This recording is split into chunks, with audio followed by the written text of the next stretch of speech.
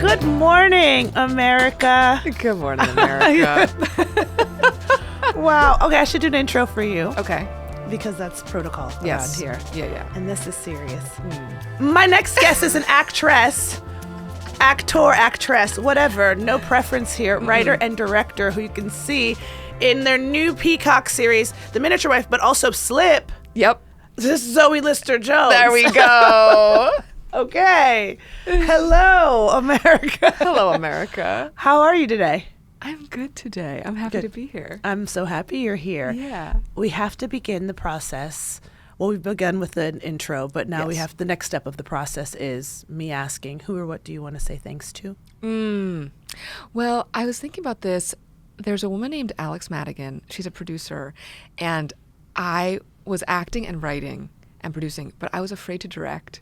And she, out of nowhere, just like invited me to lunch, and she said, I think you should direct.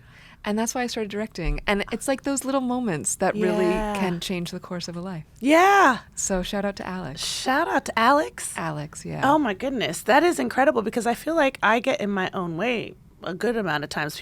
I've like pitched before and then people have been like, do you want to direct? And I'm like, one day, but not someone else, a real person. Okay, well then this is this moment for you. Okay. And then you can thank me on the podcast. Okay. You should direct. I should just do it. You got to just go do it. Because go for it. Yes. All right. Okay. Yes. I'll be reaching out to you. Yes. For guidance and wisdom. I do think women especially feel like they have to be absolutely perfect at something before doing it. And you don't. You can. I guess my mind is blown right now. Yeah. Yeah. Yeah, I mean, it's true, though. I think I hold myself to a very high standard, and I think that's the same for basically any woman that I know. Yeah. And then we know that our counterparts are not necessarily holding themselves to the same standards, and it's fine. Yeah. And it's absolutely fine. Turns And they're out thriving. They're They're literally thriving. Yeah. You just go for it. I don't know what I know better than to think like, hey, you should perfect this thing before you do it. I know better, but it's interesting how that instinct still like crops up. And I think especially with something like directing, like, you know, because there's like technical things and all of these things that if you didn't go to film school or whatever is in your head that's stopping you, it's also like such a community of people who are there to build you up. So you have like other people who do know that kind of stuff. Yeah. That can help you. Okay. Yeah. Because that's why I'm going to call you. And then I'll be there. Blessing. You're a blessing. What was your first time directing like? Okay, so my first movie that I directed, it was a movie called Band-Aid with Adam Pally. Oh, my dear friend. Your dear friend. And he sends his love also. I told him I was coming on. And I decided to make it with an all-female crew. Okay. So it was a really amazing experience and a total unicorn of an experience. But I was just like, what would that feel like? Like having been in front of the camera prior to that, you know, I just saw like how male-dominated crews were, and I saw how, you know, sometimes that could impact, you know, like a woman's confidence behind the camera. And I also was just like, I think that if you don't, for me at that time, if you don't actually say like it has to be all or nothing, that you just fall into the same trap because the like system is so broken. You know what I mean? That like even my female cinematographer or my female production designer, I'm not calling these people out, but like even like department heads who were like such badasses would be like, but I want to use my dude. You know, who I've worked with for 10 years. And that's how it all kind of, so I just also wanted to give women opportunities who wouldn't get them otherwise because of that kind of cyclical nature of the thing, of the gatekeeping, even when it's unconscious. So that was an amazing first time to direct. Yeah. In short, I loved it. Yeah. And Adam Pally was oftentimes the only man on set. I was going to ask how many other men in front of camera, but in front of camera, it was him and Fred Armisen. We were in, it's a musical. We were in a band. And Adam and I played a husband and wife who can't stop fighting, and we turn all of our fights into songs and start a band. Oh, that's nice. Yeah. I have to watch. Yeah. Oh, that's a way to diffuse conflict, by the way. I know. Did it work for that couple? Like, I need to go watch. No spoilers. I know, no spoilers. It does work for that couple. I haven't really tried it IRL. Yeah. But, so jury's out. But I do think I was like trying to make karaoke catch on. Yeah. You know? Yeah. Because I do. Karaoke. Because as professional singers like you and I. Absolutely. As I people just with got off tour. literally perfect pitch. Yeah. We would know. Yeah, that, absolutely. The power of song. Of course. It's in me. Yes. I've been gifted with the ability to sing. Yeah. Mariah and I, we are the same. Yes, and going on tour. And going on tour. Oh my Briefly, gosh, yeah. tour. And Yeah. I'm doing all my own singing and all my own dancing. As though people have body doubles, by the way. Just like your head and then a different body. I'm doing all my own. Can you Your own believe? stunts on stage. Yeah. Can you believe that? Wow. Imagine me. A real professional. I wouldn't pay for that tour if I was the public. So I would. It would be bad. It's bad. It would be bad. Respectfully, what's your conflict style? Because karaoke does sound powerful to me in real life. My conflict style. Yeah, you can give it a cool name. You Oh, we make okay. things up. Chaotic. Chaotic. No, I'm now so therapized that I sort of like go into conflict being like, I got this. But then I lose it, you know? Like I go and be like, so when you said this thing to me earlier, it made me feel this type of way. And then if the person responds at all differently than I want them to, I'm like beast mode. Yeah. You know? Let's throw the script out. And actually, yeah. That therapist actually was completely wrong. Yeah. And we're just going to go gloves off. Okay, I love how imperfect that is because the therapy.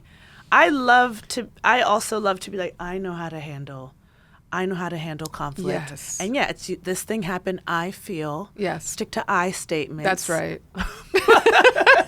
That's right, but it's not what I'm doing. And then just a little bit after the I statement, you go you. And then you go you. And now can we get to you now? And now I'm ready Because to go to you. I'll tell you all the things, but now you. And you. And this is going to be a longer section. Just in short, are wrong. Yeah. I mean, fair enough. Is it working for you? No. No? No. So, okay. To be over-therapized, because I've heard other friends say this, and I have also been like, yeah, friend, you might be over-therapized. I might be under-therapized. I might be medium therapized. Yes. To be over, how do you rectify this? Do you take a break from therapy? One would hope, but myself, I'm still going. You double down. I double down. No, I mean, I actually do think that I have learned a lot. So I do think I'm getting better. So I think the therapy is working. And I think also my big thing this year is to take very little personally. Liberating. Let me tell you, that is Liberation Nation. Do you read self-help books? Not as much as you would think that I would. Yeah, it's giving. It's giving self-help books. It's giving self, but that's no judgment because I can't say I read a lot of them. I think about a lot of them. You think about them. You think about reading them. I just reread the 4 Agreements over and over. The 4 Agreements is in my purse right now in the other room. Right. And I just finished the Don't Take Anything Personally. Is that one of the 4? That's the second agreement is don't take anything personally. And what are they? One is? Be impeccable with your word. Love that. 2, don't take anything personally. 3, never make assumptions. Love that. Like ever. Right. And 4, always try your best. And nevermore, I haven't gotten to this, I haven't reread this section just yet, but it is, I do remember, it's like never more than your best. You only can do your best. So when you say I'm giving 110%, don't do that. Don't give 110. Stop right and there. honestly, I'm a little curious these days about the like 80-20 rule, like give 80% and leave 20%. Is this a new rule? I think it's an old rule, but I am newly acquainted with it. I love that rule. And it's like, you can get more for trying less. Do you like that? I actually am obsessed with it. Yeah. I'm addicted to 80-20 now. Yeah.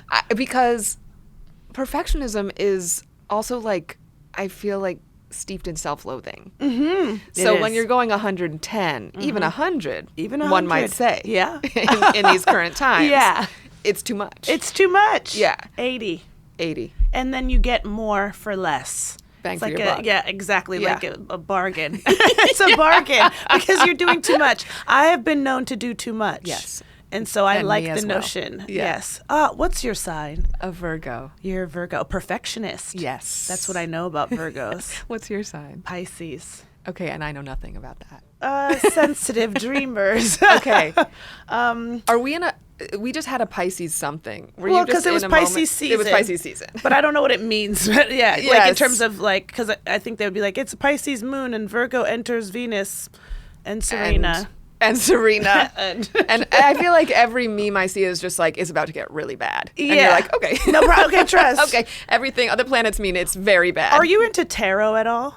I love to have my tarot read. Really? And actually, I go to a tattoo artist who sometimes I'll just say, just like pop a card out there and we'll just do whatever's on the card. Oh, really? Are you covered in tattoos? I have little ones. Me too. How many? I don't know, actually. Roughly.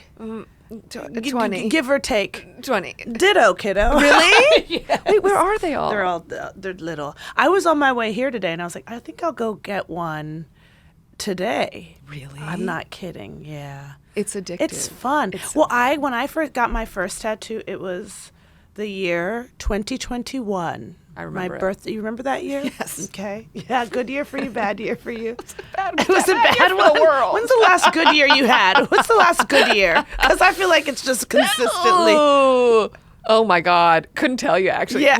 No. I mean, every year, we contain multitudes within these years. But 2021, we went into lockdown. 2020, right? we were locked down. 2020, we were locked down. 2020. And so 2021, we were sort of deep in it. 2021, we were coming out a little bit. We were in it, but it was like we're kind of stepping out slowly. Okay. Yes. Then actually, I'd like to revise my statement. Okay, please. 2021, I liked. when we came out of lockdown. 180. Yes. Okay. I'm chaotic. When we came out of lockdown, when we were easing out of lockdown, I came to New York because I live in LA. Okay. And the streets were alive. Yeah. Like there were like these outdoor dance parties like in Fort Greene Park and like on like street corners, like almost like flash mobs of like a truck would just show up with a speaker and everyone's like, we're alive. It was so like it was like a moment in time in New York that I don't know that we'll ever get again. Yeah, that was special. That was special. Very, very, very special time. Yes, but I digress. Okay, 2021. We have all the time to digress as many times as you need and want. This is great. This is about you. But 2021, I got my first 2 tattoos.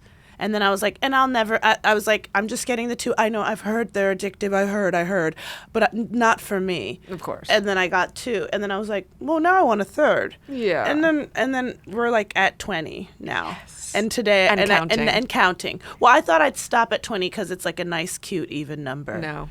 But I feel like we're stopping at 80. We'll stop at 80, and that means when I'm 80 and I'm actually That's covered up to my neck, and they stop being small and they're big. Little tiny ones just going up the neck. All the way. But the thing is that it's at a certain point. One, I was like very thoughtful about them. Oh, yeah. That was the first phase of my tattoo life. Very thoughtful. Mm-hmm. Everything's gonna have meaning. And then I got into like, okay, it doesn't have to. I can get to the shop and be like, oh, I liked this poem, and so how about this? Yeah. And then it got to like, I'm here for fun. Yeah. Yeah. Isn't that freeing? Because some of them are bad now. You A couple have of them regrets. are bad. I don't have regrets, which is nice because I'm Yeah. a perfectionist. So I think for me, the tattoos, what I find enjoyable is that I'm like, oh, this sort of gets me out of my perfectionism. Totally. And I understand that this body is temporary anyway, and it doesn't matter. Yeah. Not to get too No, deep we're all about it. going to die. Yeah, we're all going to die. We're that's all, just you're one day closer to death Every every day. day. And isn't that a beautiful thing? It is, kind of. Hopefully liberating. It is. Yeah. No, I agree with you. Once I got my first tattoo, I got 2 horseshoes, like tramp stamps, when I was 21. Mm-hmm. And then never went back until I was like in my mid-30s. Yeah. And it was around COVID times. Listen, things opened up for me. Yeah. Yeah. Because I think it was like a moment where it was like, none of this is, like, this is all so finite. Yeah. Let's live. Yeah. And then I went for it. And that feeling of like, I don't know what I'm going to get. Pull the tarot card. Yeah. Is so not my personality. That's my thing. Yes. Yes. I'm also a little more of a control freak. So to be like, just let's walk in and do whatever and draw me some things. Oh yeah, I'll get that one. Is so unlike me. So I get that very much. Do you think you are still vibing in a fashion that is like we're all going to die, and the same liberation you were feeling perhaps in 2021 has followed you into 26? 26. I mean, 2021 was interesting because I was exiting a very long relationship. And so I had a sort of, there were many, it was a compounded, like I was partying, let's be honest. Okay. I was really going for it. You said going for it, I understood. Once shit opened up. Okay. You know what I mean? I understand. And so I don't think I'm there now. Okay. I think that I've sort of found a balance now where I still agree life is finite and we must live, but I've sort of also, I'm enjoying like a quieter period in my life. Oh, good. Yeah. Okay. And that also feels nice. Nice. Okay. But I do want to dance and like cover my body in tattoos and, you know, like go buck wild. There's time. There's time. But there's time for that. There's time. You'll go through another season, I think, then where you're vibing in that way. Yeah. Getting out of a relationship that is long, hard one, heartbreak, is impossible. Yes. Was that your first big breakup? I mean, my heart is just such a tender little guy. So, like, I feel like even before I was in a relationship, my heart was broken. Like, people were like, wait, what? You know, like when I was in high school, I was like, I was in love with you. And they're like, I have passed you in the hallway. Yeah. But this was a marriage, and it was like a very long time, and we worked together. And so, yeah, it definitely took time. And then after that, I think I sort of entered into like an adolescence, you know, like a new adolescence in my 30s, because I had been booed up for so long that then I got my heart broken, because then I was like newly born in the world of dating, which is like, it's a jungle. God help us all. It's a jungle. No. I do have a few friends who, in experiencing divorce, entered the dating scene and were like, what's going on here? This is different. Different. Yeah. And I had never been on an app, and I still haven't. I've remarried. So so I shouldn't be on any of those apps. If you see be Zoe, honest, please call somebody. It's a fake account. Or is it? Yes. But just like that, dating is weird. People is crazy. And I was also exploring my queerness for the first time in my life, and so like it was a whole new frontier for ZLJ. Okay, ZLJ. Whole new frontier. Will you write a book about it, please? I would love. for me. The 100 agreements. 100 agreements I made in 2021 that are following me even now. They are following me.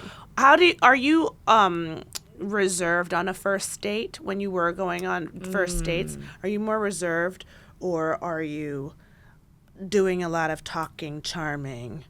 Silences are difficult for me. Okay. So I do feel them. Talking, charming. I think I actually am funnily like alpha when I date. Yeah. The director comes out. The director comes out. Like, I am sliding into the DMs. I was. Yeah. Again. Zoe is married. Zoe's not on dating apps. No, Zoe's I'm not sliding into DMs. In DMs. But I was. And that's how I met my you current slid. partner. I slid.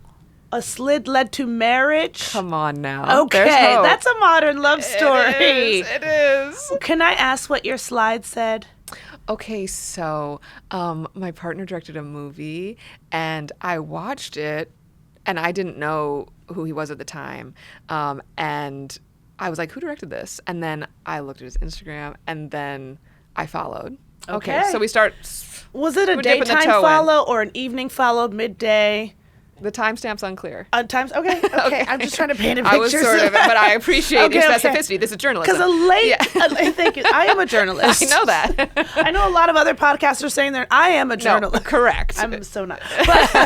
But okay, because I do think like I've been on someone's Instagram late and been like, I can't follow now. I got to come back tomorrow. I follow. That's But okay, so we don't know the timestamp. Okay. I think it was daytime. Okay. Then I got to follow back. And then I slid. Okay. So I'm not crazy. You know what I mean? I'm working my way into it. Easing into the slide. And then I slid, and I said that I loved the movie. Okay. And then he said he loved Band-Aid, the movie. And, and so then it was like this sweet, like mutual admiration club. Yes. And then we were like, let's try and like find a time to hang. And it wasn't actually like it wasn't a full slide. Like I was like, I'm interested in this person as a human being. I was also had gotten out of like being like a baby queer is a hellscape. You know what I mean? You have to tell me about it. It's fucked up. Okay. You getting on a mic? It's fucked up. Okay. And you are like, so I had my heart broken. I was like in these like very like messy things. And so I wasn't like, who's next? Like I was a little like, I just want a friend. Yeah, I just want a friend. I liked your movie. I liked your movie. You want to be my friend. You want to be my friend. Yeah. And then I was like traveling and then we ended up just randomly meeting at a gay bar. Oh. Like it just like fate put us there. Wow. And so then, and it was very cute. Okay. And then it all happened. Yeah. Did you think he was cute when you sent the first DM? Was it like, love your work, and in your mind you're like, this is cute? I did think he was cute. Okay. But I also, again, was sort of in like a swamp of my own making that I didn't even know what I was doing out there. There was a lack of intention. Sure. But I did think he was cute. Okay. And I was like, yeah, I get talent crushes. Yeah. For sure, too. So I thought he was physically cute, and I was also like talent crushing. Talent crush. I think talent crush trumps anything. Physical attraction crush, because I'm like talent crush. That's deep. It's deep. It's deep early. It's deep early. And when the opposite, if someone's hot, no talent. It's a tough one. You gotta. That's gotta be a one and done. And that's a one and done for me. That's gonna have to be a nice to meet you, and that's where that ends. Yes. Oh my God. Can I guess your attachment style? Yes. Just based on. I'm gonna guess anxiously. Correct. Have you read that book? It's very self-help. Yes, You've read Attached. I've read Attached. I walked past a guy at Silver Lake Park reading Attached, laying on his back, no blanket. I'm remembering. You are unattached. No, yeah. I thought he's secure. Just reading Attached, and I thought, good for him. But I read it, and but you know, every time I took the test, I would be like, it says I'm secure, but because I know how to like cheat. Okay. Have you ever taken the test? I didn't take the test. I like got through half of it, and I was like, fuck this. I don't want to be. This is depressing. I don't want to be in this dance. But I do think. Well, wait. Are you? So, do you know what you are? Anxious, but I have to say it differently to make it. It's hot when it's French. Anxious French people are hot. Yes, anxious. But I will say, and probably this is true for you, I do feel like I can be very avoidant in a specific circumstance, and I have been the avoidant in certain relationships. It's interesting. When does your avoidance crop out? Like what circumstance? I'm feeling like too smothered or like someone likes me too much too early. Yeah. I like need a good long runway, and Okay. I'm actually a little more avoidant in the beginning stages of a relationship. And then once I'm like, I can trust you, then I'm like, I need all of you. And they're like, fuck no, I gotta get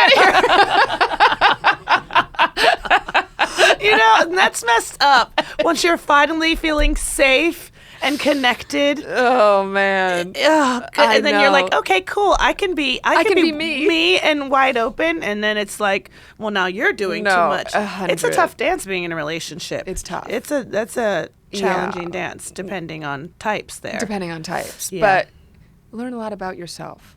The mirror of a relationship. I'm always like, I do think it's good to dive in because every relationship you learn so much. Yeah, you Even do. though on the other end it can be a disaster. Truly, yeah, it could be brutalista. It can be brutalista. Are your parents still together? No.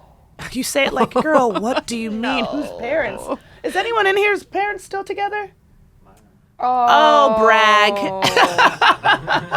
Brag. He's like, actually, mine. yeah. He's laying on a park with no blanket. Yeah, reading it. He's fine. No, my parents split up when I was 9. Okay. Wait, are your parents still together? Of course not. No, Of course not. No. Then did you live with one parent primarily? I did a crazy thing. Talk about like I was like a very parentified child, and I chose to switch off every other night. with my parents when they split up because I wanted to make sure that my dad was okay. Oh my gosh. Zoe. And it was so untenable, and I did it for so long, and I just like traumatized myself. Like nobody was asking me to do that, but I was like, I got this, you guys. Yeah, I know what to do. I know exactly what you do. You need me, and you need me. Yeah. Are you an only child? Yes. Oh, okay. Well, then that makes more sense too. Yes. In that case. So, how long did you do it? Do you remember? I did it from like 9 to like 13. Like also important years. Really formative years. Formative, yeah. Ooh. So that was tricky. I'm sure. Kudos to you for brutalista is what we're calling it. How did you decide at the end of that 4 years, 13, like, I don't want to do this anymore? And where did you decide to kind of plant? I planted with my mom. Okay. Both my parents are artists, and I grew up in Brooklyn. And so it was like my dad like moved into like some ramshackle, like it was not a place for living. He was like, this is my studio, you know? Right. And then there was like a futon that I got to sleep on. Here. So I think after a while, like my mom was like, you know, you don't like have to. And also I will say my dad started dating his now wife, who's like a wonderful, lovely, caring person.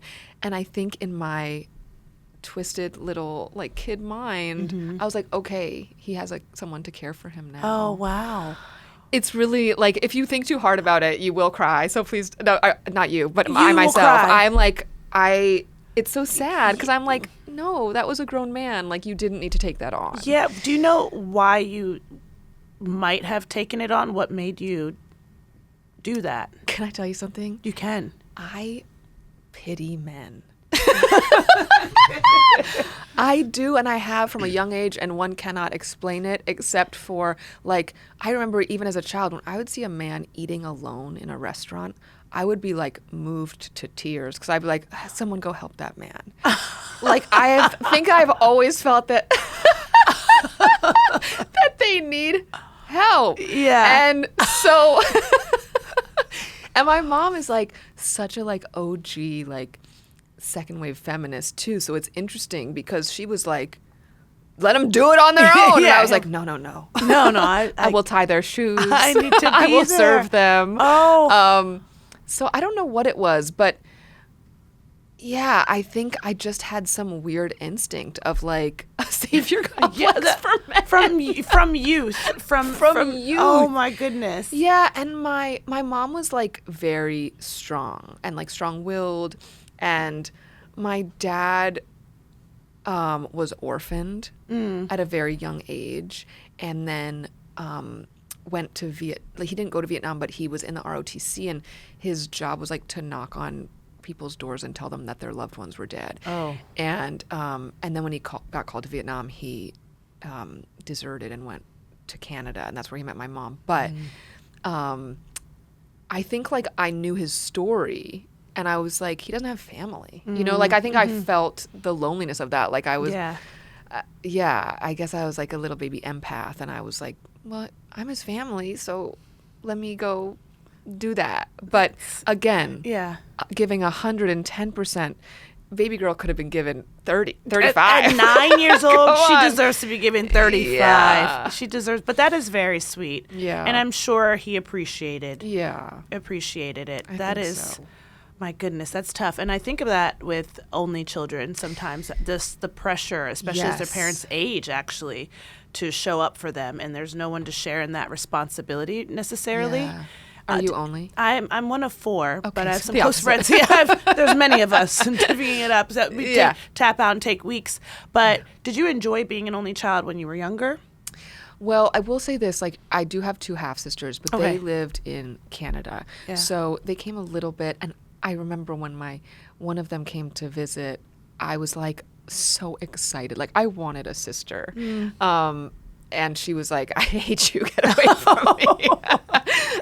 No, but you know, it was like adolescence. She was older than me and I was like, can I bring you to show and tell? And she was like, bitch.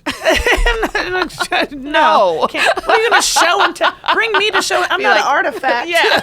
It's my dolly. Yeah. So I actually think I wanted siblings. Yeah. And I think being an only child, you do grow up faster. And the way that my parents rolled, like, I was just always at adult events and at the adult tables. So, and also Brooklyn, like, at that time, it was like pretty rough and tumble. So Sure. I didn't really get, like, when I look at my partner has 2 sisters and I look at their bond and I'm like, I'm jealous of it. Yeah. Yeah. It is nice having siblings. Yeah. And it's but also there are the cons of having siblings, stages of life. Yes. When you're an only child, I imagine it's like they are just focused on me. Not that as a young person I needed to know that my mom who raised me was only focused on me, but I'm like, there's so much for you to do here. Yes. Between taking care of yourself and taking care of the 4 of us. And so our time is limited in its own way. And especially because she was a single mom. So, what's nice is that your partner now has 2 sisters that you can kind of adopt to and as they your own. texted me, like, my partner went away for work and one of his sisters texted me, like, come over, like, and I was like, really? And she was like, yeah, you're my SIL. And I, like, had to Google it. I was like, oh my God, I'm sister-in-law. I'm a sister-in-law. You didn't know what it was? No, of course not. I'm not like that. I don't come from that. I don't know these terms. You don't know, like acronyms. You're like, get them out of here. No. Ooh, okay. WTF, you know. No, I'm learning. I do know the acronyms now, but I do remember back in the day when I was like, I was sleeping with somebody. I was so into him. This was like in my early 20s. And he was like being really flirty one night. We were no longer, it was like so off and on. And I was like so thirsty.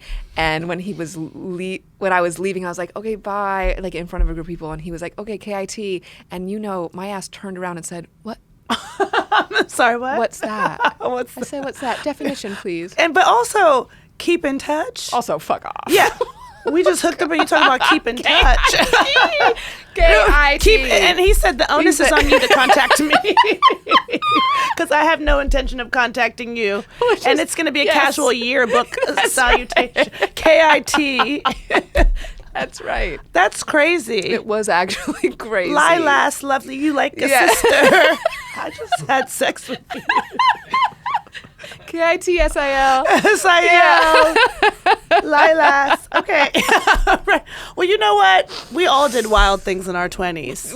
We did. I mean, I didn't, but other people didn't. No, I was No. I was chill. You were? I was just so, I was like a workhorse who was like, I have to Yes. achieve my goals. And so I lived in LA all of my 20s, and I just was like, I have to work. And even people are like, you want to go out? And I'm like, no, going out is for people who have achieved success. But I get that. Well, also, I think LA is an easy place to be busy. Yes. But you're not actually doing anything. Yeah. Brunch and hikes and meet up with this friend. And I love it. Yes. When I go to LA, I go to a particular street I shan't name right now. Yeah. Just because I'm like, we don't have to say the street. But I go to a particular street maybe 4 times a day just to be like, got a matcha in the morning. I'm back on said street, moseying around being like, do I want a baked good? Oh, there's a pet store.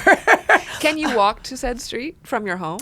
I could, but I'd be embarrassed. Okay. It's too far. Okay, it's too far. But it's not. It's not New York too far. It's LA too far. Yes. Do you know which what I is mean like by a that? block. Yes. A single block. I used to drive 1 block in LA to go to the grocery store. And one could say, oh, yeah, because you're picking up a lot of things. Of course, you need the car. No, it would be like 2 things because you just don't walk there. No, I You know. don't. Yeah. The first time I went to LA, I like was in this movie as like a local hire, and I was absolutely not a local hire, and so I slept on my friend's couch, and I didn't have a car, and so I like went to Whole Foods one day, and I remember like just like a New Yorker, like walking with my groceries down the street for maybe 20 minutes. People were like actively concerned. Yes, They were like, that's what it is. You want, yes, you're like, is she okay? that something must be wrong with Yes. this person.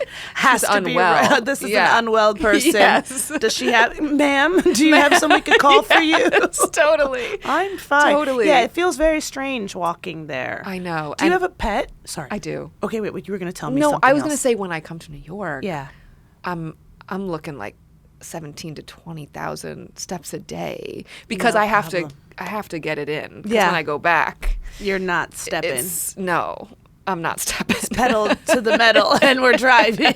That's LA. We are driving. Well, you have a pet. I have a yes? pet. I have a dog. A dog. Yeah. So walking the dog must be nice then in LA. Yes. Lice protection. It's like I'm walking the dog. You see, that's why I'm not in a car. Yes. Yeah. Yes. And where I live, though, I'm like walkable to a hike, but there's no sidewalk. And so when I have tried to do that, because it would be so nice to walk to a hike. That's Sure. like really next level. Yeah. But you have to sort of like Frogger, like on an active, thoroughfare. Yeah. And it is very dangerous, Yeah. especially with my doggy. So I take him in the car for like 1 block to the hike. And then does he ride in a carrier or just 'cause kind of he's a big boy. He's big. He's like 75 pounds. Oh my. He's a big boy. And my reaction to like you birthed him, and he's a 75 And it was pound a natural baby. birth. Natural Yes. birth. Yes. You've been ripped to smithereens. Yes. Yes. KIT. KIT. Yes. Wow. Yeah. Okay. Yeah. Have you always been a pet person? I had cats growing up. Okay. And then when I was in my 20s, again, around this chaotic time, I decided to like share a puppy with my mom, which that's not a thing. But she was like, well, okay, because she didn't know I better. want you to take care of it when I don't want to take care of it, which will be most of the time. Most of the time. Yes. And I just want to sort of carry, because this was a little baby puppy. Yeah. And so then I just gave her that dog. Yes, Okay. obviously. Yeah. You're like, your dog. that belongs And to acting you. like you're doing her a favor too at Yes, the time. like- Like I think the dog's better with you. Yeah, I think she's just so attached to you. Of course. My mom does, though, create anxiously attached dogs, which I was like, okay, well, we're sensing a pattern. Yeah. The children, Okay. the animals. You were patient zero? I was patient Okay, zero. yeah. And since they're all like, please don't leave me. You can't leave. You're my everything.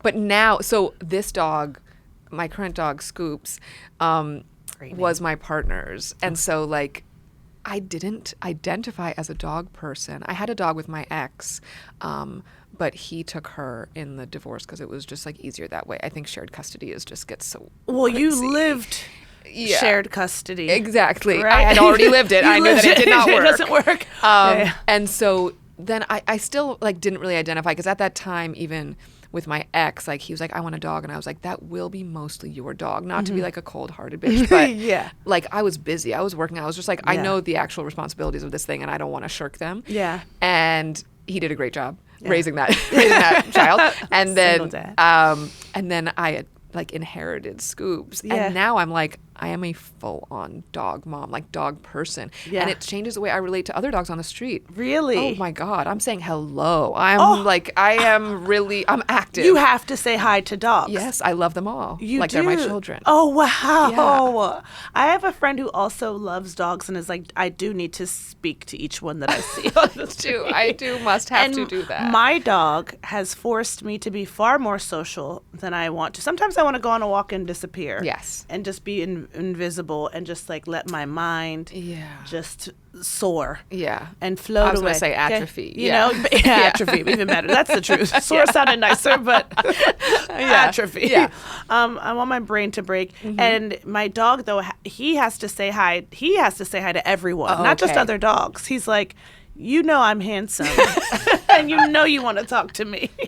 And if someone doesn't, he's like, and what's wrong with you? Yeah. Because have you seen me? I'm cute as fuck. Yeah.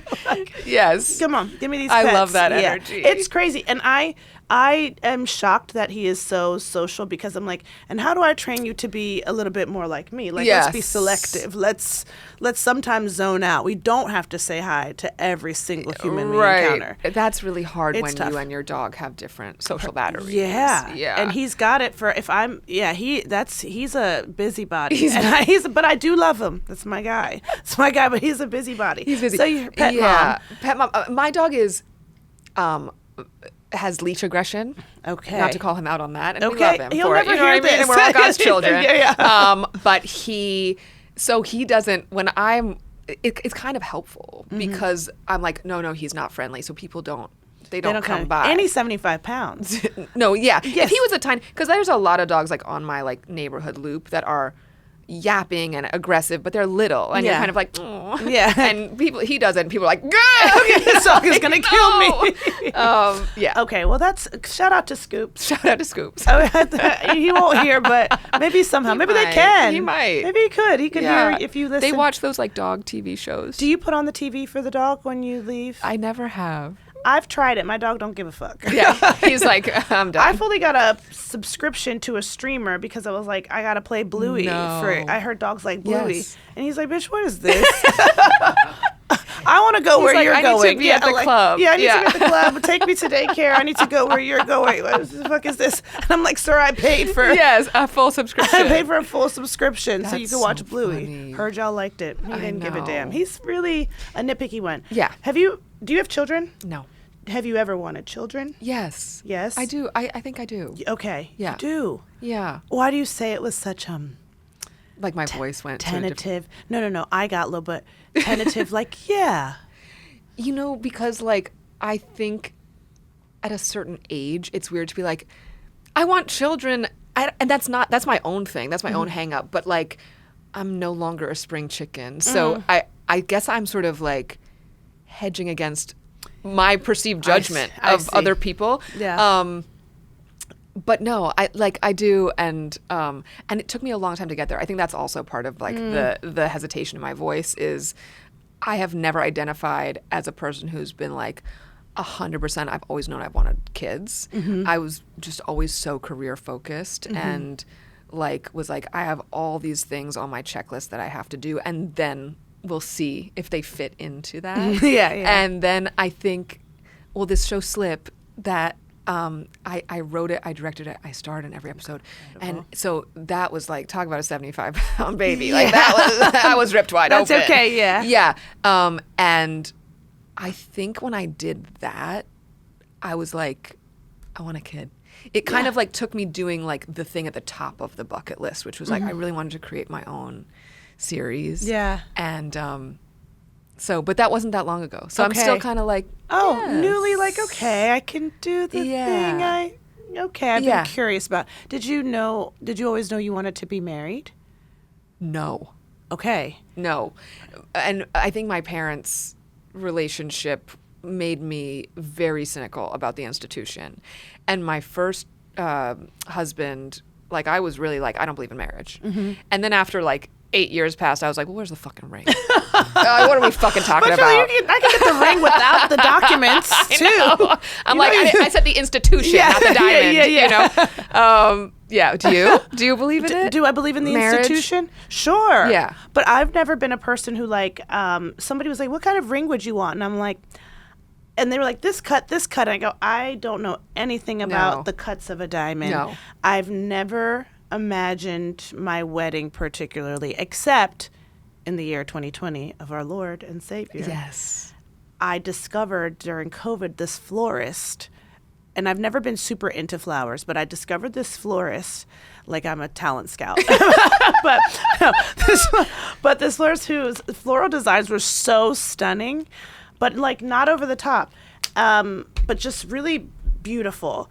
And it made me those florals. So I used to order them for people because it's LA-based florist. Oh, I'm going to need the name. Yeah, I will give you the name. It's Offerings. Offerings. Yes. Not a sponsor.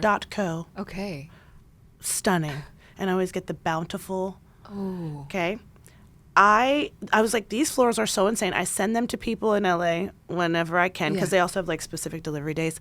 And people always have the same response of just like, these flowers are insane. So those flowers made me believe in. Like, I was like, oh, I could have a wedding. I genuinely was like, I can see them. They're the centerpiece and I can see the table. Yes. Couldn't see the man, but I'm like, I can see the table with the flowers on it. And then you love to see the flower, not the man. I love to see the flower. The priorities are correct. Not the man. I said I see the dark oak and the flower. I could see it. I could see the room. Oh my God, yes. I could see the space. I couldn't see the man at the time.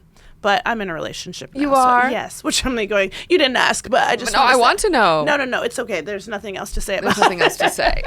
Okay, but it's going well. It's great. It's okay, genuinely, great. he's perfect, and it's great, Aww. yes, and it's wonderful. I love but that. I had never thought about a wedding except for those flowers being so stunning. Yes. I was like, oh, I can see where that fits in. But rings, diamond cuts, you don't, No, but you knew you wanted a diamond. You know what? I think that I just knew I wanted a proposal. Okay, yeah. You need, because on a knee. On a knee. And I like love romance. So I think that part of a wedding that is that, I mean, it is such a fantasy, a romance fantasy. I always did love, but I was a little bit like, this shit doesn't work. Yeah. And, the first one didn't. But here I am. Bees like that sometimes. It does bees like so, that. 8 years before you got engaged, you were together with your first partner? Yeah, I think 8 or 9. Yeah.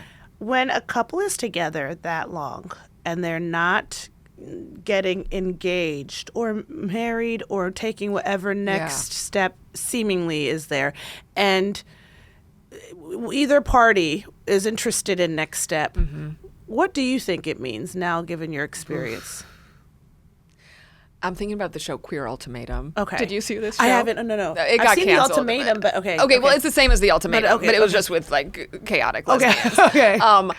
But there was, like, that was the like central conflict, right? Like, that's the show, is like, what do you do? All these crazy people then went off and tried somebody else. Yeah, and that didn't work. That's not a good idea. I don't know what you do, really. I mean, I think you have to have like an honest conversation to see if your values are misaligned. Yeah. And I think like those conversations are some of the obviously most painful in a relationship, because values are not always aligned. Yeah. Like, and even like my friends who are really cut and dry, like on like first date is like, here's what I want. I want children. I want marriage. And like, are we aligned?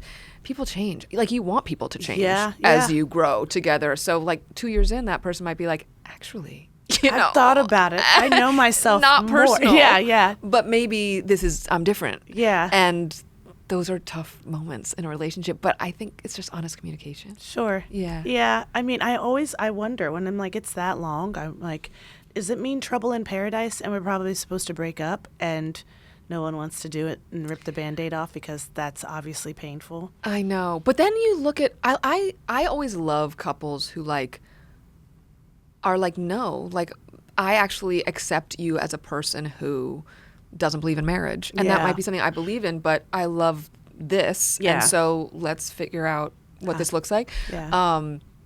But I will say my parents, like my mother's advice, I think specifically, was always like, wait as long as humanly possible to get married in a relationship. So once we hit 8, I was like, Mommy, Mommy, did I do it? 10. Grown woman. Mommy, can I do it now? How about now? Yeah. That's funny. Yeah. Did you ever have good relationship advice from your dad? Yes. My dad actually gives amazing relationship advice. Yes, please dish. Well, early on, around the era of KIT, Okay. He was like, there's a difference between being in love and loving somebody.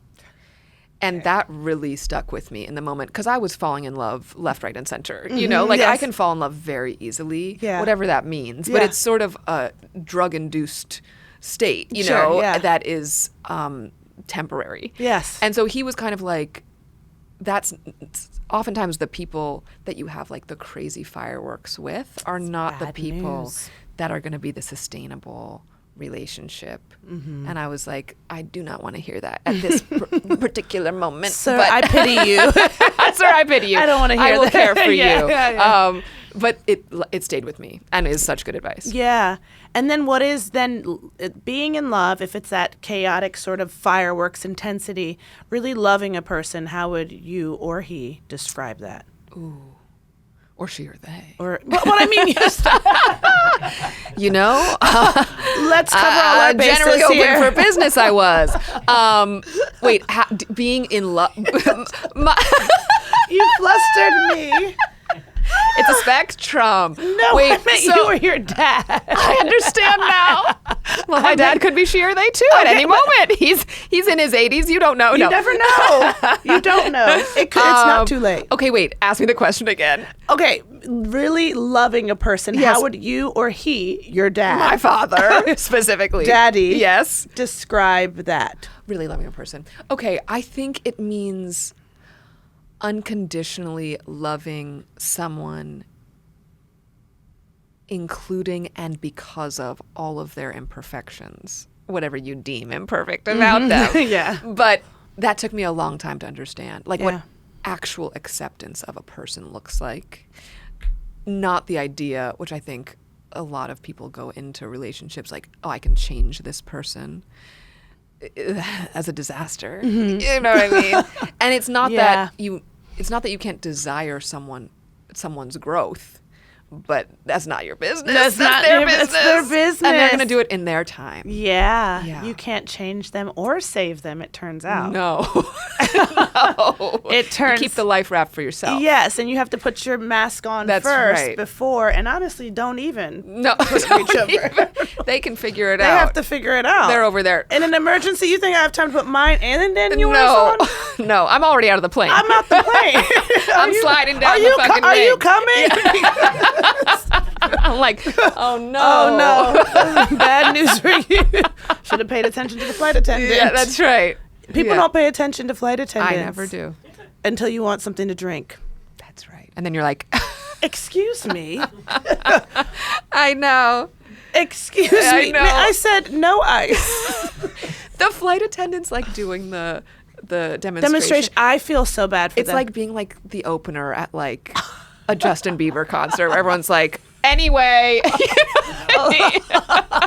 When's the real performance we're begin? waiting for takeoff. And then they're clapping for the pilot. Whole time the flight I attendant has done a know. full-blown Everything. performance.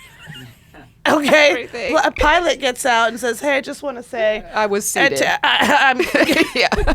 I've been seated. I've been seated. We're gonna get you safely to your destination." Everyone's like, "Yeah."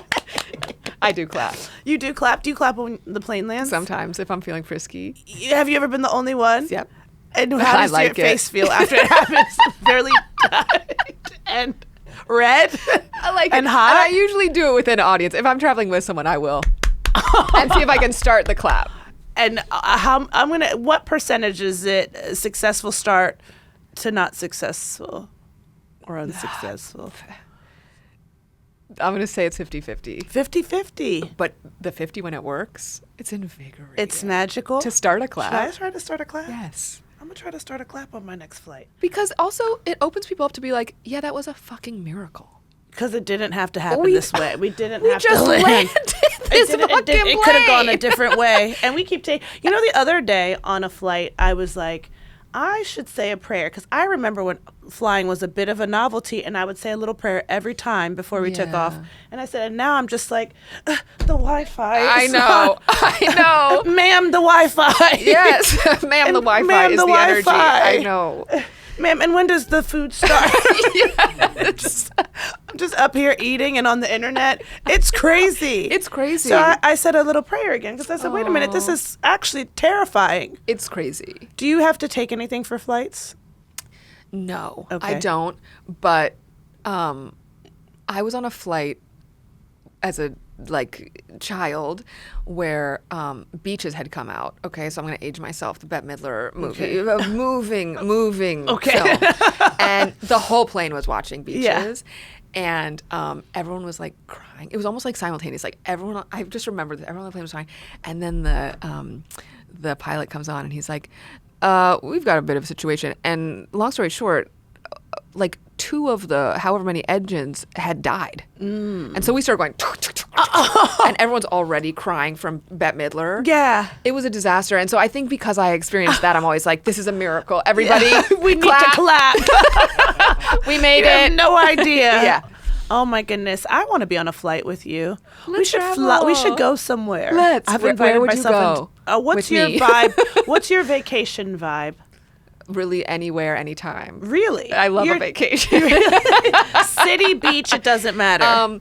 I mean, I like a little mix. Like I'll love like a place that has a beach that also has some culture that I can. I know where you'd like. Where?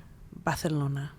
I will go to Barcelona. Okay. You know where else I want to go? Where? Not for like the like parties and shit, but like around like Ibiza. Mallorca.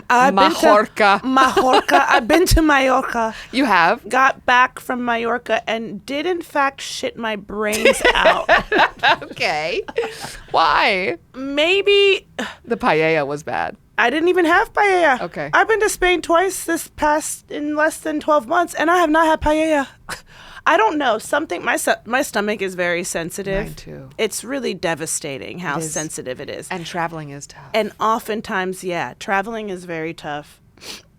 Can you feel bad for us, please? Mallorca was difficult because of the die. But it actually does suck. Yes, that's actually brutalista. Yeah, it is brutalista. But and then like anyway, I landed and I was fine, and then it was like my stomach hurts, and then one thing led to another, and I was in hell for 24 hours. Ask me anything. AMA, just on the toilet. Come on. I'm on the toilet fighting for my life. I do not have an electrolyte left, okay? And guess what? Happened after I went to Barcelona. Yeah. Oh, tough. So it's not Spain. So, I'm not blaming Spain because I love Spain. I'll be back. I'm a fighter. I'm going back. I don't care. I'm a fighter. I know that about you now. Yeah, okay. Yeah. Some places have scared me enough that I don't come back. Yeah. But I'm going to fight for Spain. Mexico City, love that place. Yeah. The coolest place, but did get, talk about shit and brains. And my partner at the time, I mean, I think he had to like register with the CDC when we got back because he was bringing some crazy shit in. And we had like a reservation at a Michelin restaurant. Yeah. And it took everything for me to get this fucking reservation. Yeah. And I made him come. This is what it's like to date me. And we sat there and he was like, we'll just get up and go to the bathroom between every course. Oh, poor man. Poor man. But you know what? You do what you got to do. And he liked the food. He liked the food. Didn't stay in long. Didn't stay in him long. But the it was taste. In and out. Tasty. Yeah. You think that's how they came up with the name In and Out? Mind you, I love In and Out. There's no shade. I love In and Out. I love In and Out. A friend who was new to our friend group joined us for New Year's, I think 2020. Okay. Cursed year. Very important year. But she was new to the friend group. Like I don't know that we had ever met her, but one friend brought her and she was so ill, just shitting her brains out, vomiting her heart out. Oof. And it was In and Out was the culprit. But mind you, I just had In and Out 2 weeks ago, no problems. She's fine. I'm fine. Everything was okay. She's fine. Shout out to In and Out. It stayed in. It stayed in. That would be bad. Fully. Well, that's bad too. That's true. We need balance. We want a balance. Yeah, balance. Do you like the fries at In and Out?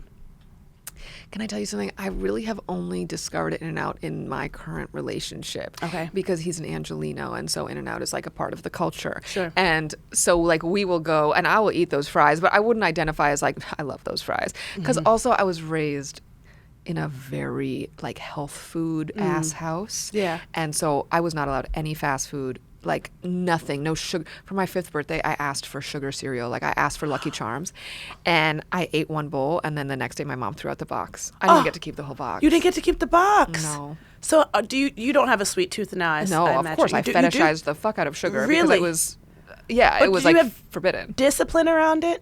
I do have discipline, but I love sweets. Okay. I absolutely love sweets.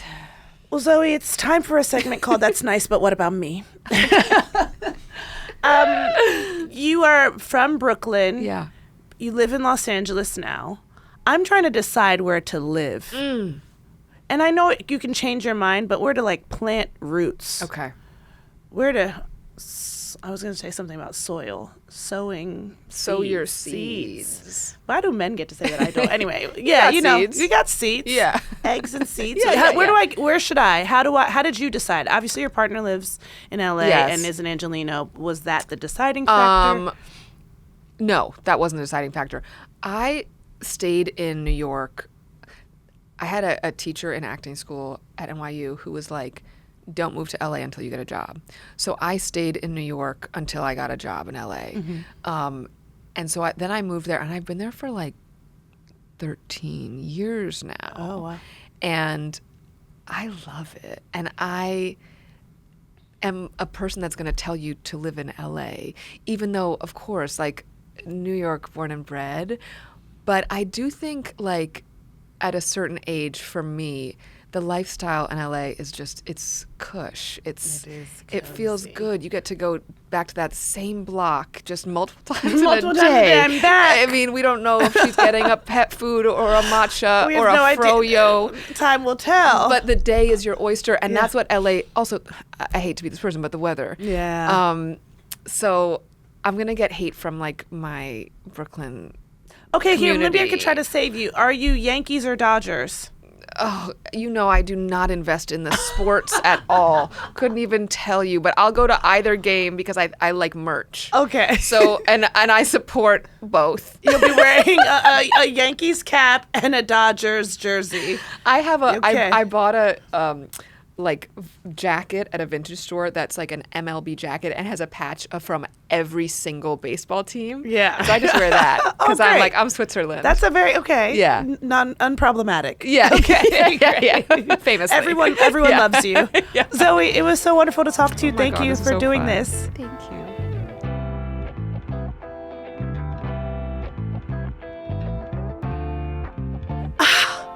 That was my conversation with Zoe Lister-Jones. What a delight Zoe is. I mean, chaotic twins we are, I'll say. I would love to give you advice, as would my next guest. Who knows who they'll be, but I have a feeling they would love to give you advice. If you want advice, call 502-849-3237. It's 502-849-3237. My guest and I will try to shepherd you in the right direction. We're not experts, but we love to be nosy. We'll see you next time.